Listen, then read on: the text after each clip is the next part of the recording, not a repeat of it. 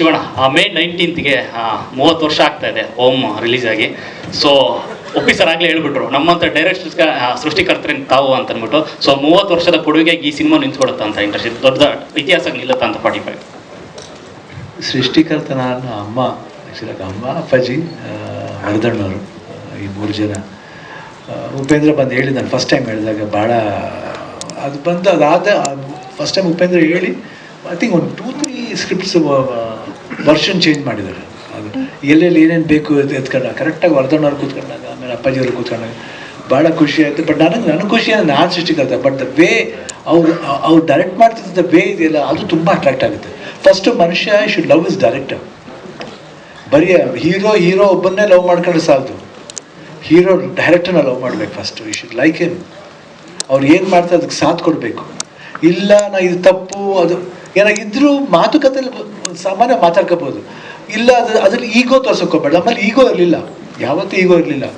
ಉಪೇಂದ್ರ ಹೇಳಬೇಕಾದ್ರೆ ನಾವು ಕಾನ್ಸಂಟ್ರೇಟ್ ಮಾಡಿ ಕೇಳ್ತಿದ್ದೋ, ಅದು ಕಾನ್ಸಂಟ್ರೇಟ್ ಥರ ಮಾಡಿಬಿಡ್ತಿದ್ರು ಅವರು. ದ ವೇ ಅವ್ರು ಹೇಳ್ಬೇಕಾದ್ರೆ ಕಣ್ಣು ಹಂಗೆ ಮೈ ಗಾಡ್. ನಾನು ಐ ಥಿಂಕ್ ಫಸ್ಟ್ ಡೇ ಯಾವತ್ತು ಕತೆ ಕೇಳಿದ್ರು ಅವತ್ತೇ ನಾನು ಆ ಕ್ಯಾರೆಕ್ಟ್ರಲ್ಲಿದ್ದೆ.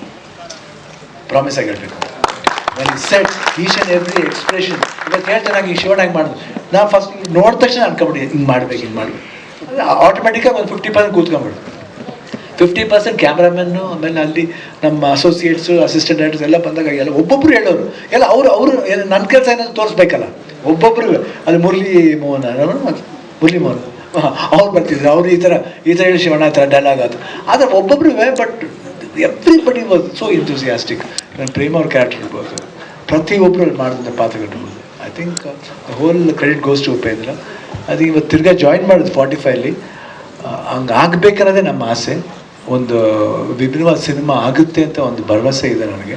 ಎಲ್ಲೋ ಒಂದು 6th ಥಾಟ್ ಹೇಳ್ತಾ ಇದೆ, 6th ಸೆನ್ಸ್ಲಿ ಹೇಳ್ತಾ ಇದೆ, this will be A very good film.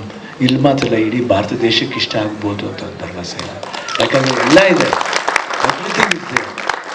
Ohm love ಅಂತ ಹೇಳಿದ್ನಲ್ಲ, I love you you should love me.